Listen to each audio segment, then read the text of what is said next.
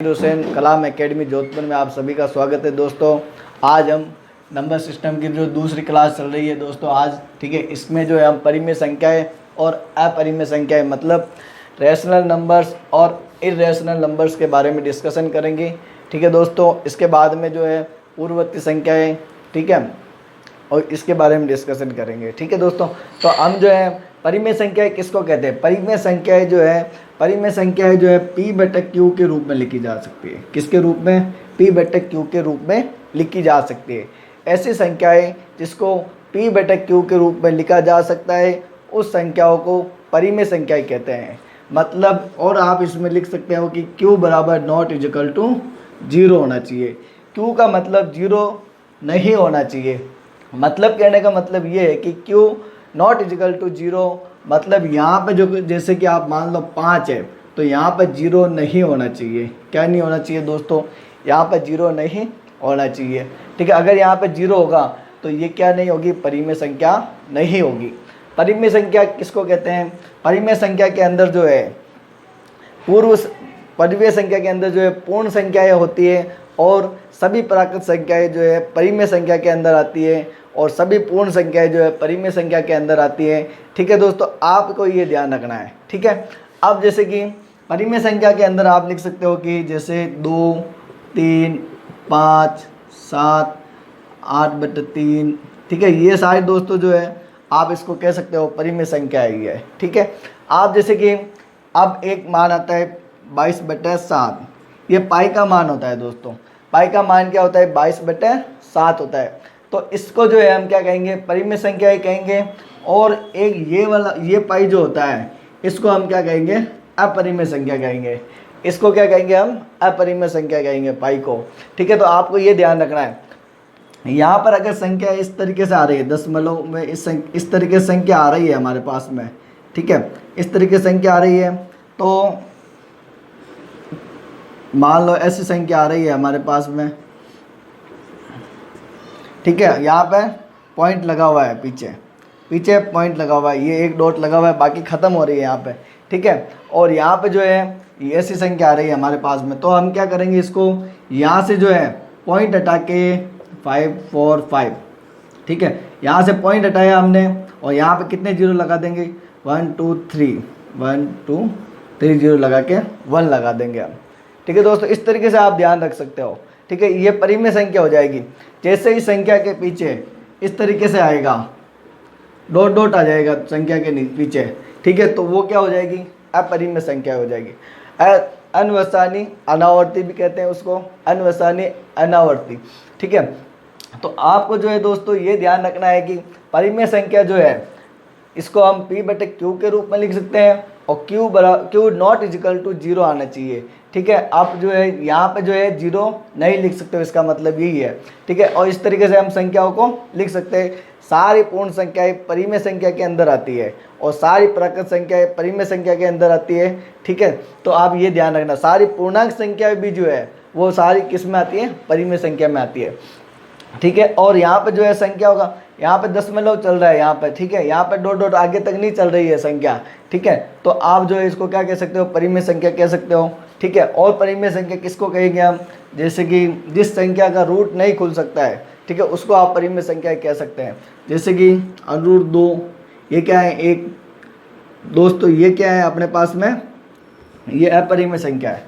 Root 2 क्या होगा? अपरिमेय संख्या, इसका रूट नहीं खोल सकते हैं। और यहाँ पे जो है हम रूट खोल सकते हैं 25 का।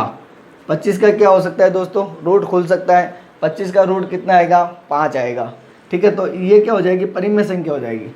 मान लो हमने 215 लिखा, मान लो 144 लिखा हमने, 144 का रूट कितना होगा दोस्तों? 12 होगा। तो इसका रूट खुल रहा है। जिस संख्याओं का रूट खुलता है वो संख्या भी क्या कहलाएगी? परिमेय संख्या ही कहलाएगी। ठीक है, और दो संख्याओं के परिमेय संख्याओं के बीच में संख्या ज्ञात करने के लिए एक फॉर्मूला होता है a प्लस बी बटे 2। ठीक है, ये फॉर्मूला भी आप याद कर सकते हो। परिमेय संख्या ज्ञात करने का फॉर्मूला है a प्लस बी बटे 2। ठीक है, या कह सकते हो कि पहली संख्या प्लस दूसरी संख्या अपॉन में 2 आएगा। ठीक है, इस तरीके से आप यहाँ पे ध्यान रख सकते हो कि रूट 2 जो है अपरिमेय संख्या है, रूट 5 अपरिमेय संख्या है, रूट 7 क्या है? अपरिमेय संख्या है, और रूट कितना है? रूट मान लो आप 23, ये भी क्या होगी, अपरिमेय संख्या होगी। ठीक है, इस तरीके से आप जिस संख्या का रूट नहीं खुलता है वह अपरिमेय संख्या होती है। ठीक है, तो ये याद रखना है जिस संख्याओं को, और अपरिमेय संख्या में आपको यह याद रखना है कि जिस संख्याओं को p/q के रूप में नहीं लिखा जा सकता है उस संख्याओं को भी क्या कहते हैं, अपरिमेय संख्या कहते हैं, मतलब इरेशनल नंबर्स कहते हैं। ठीक है, तो आपको ये ध्यान रखना है दोस्तों। ठीक है, तो आपको ये ध्यान रखना है पाई भी क्या है, इरेशनल नंबर्स है। ठीक है, तो यहाँ पे देखो कुछ क्वेश्चन लेता हूँ मैं, उसके बारे में डिस्कशन करते हैं हम। ठीक है, तो ये क्वेश्चन ले लिए मैंने यहाँ पे, चलो इसका स्क्रीनशॉट ले लेना आप चाहो तो। ठीक है,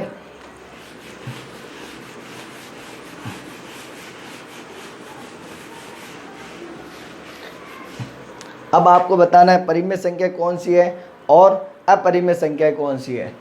ठीक है, तो यहाँ पे देखो दोस्तों, √3 पहला क्वेश्चन लिया हमने यहाँ पे। ठीक है, यहाँ पे ले लेते हैं,